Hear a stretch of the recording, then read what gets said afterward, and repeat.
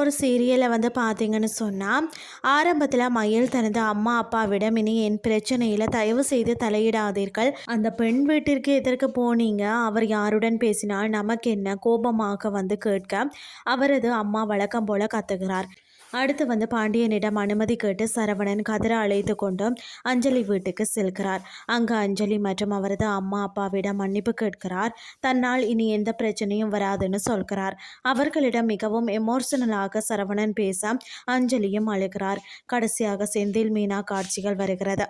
செந்தில் லஞ்ச பணம் வைத்துள்ள பீரோவை திறந்துட்டு செல்ல அங்கு எதர்ச்சியாக வந்த மீனா அந்த பணத்தை பார்த்து ஷோக் ஆகிறார். பிறகு செந்திலிடம் என்ன இது என கேட்க அவர் தான் வந்து சேர்த்து வச்ச பணம்னு சொல்கிறார்.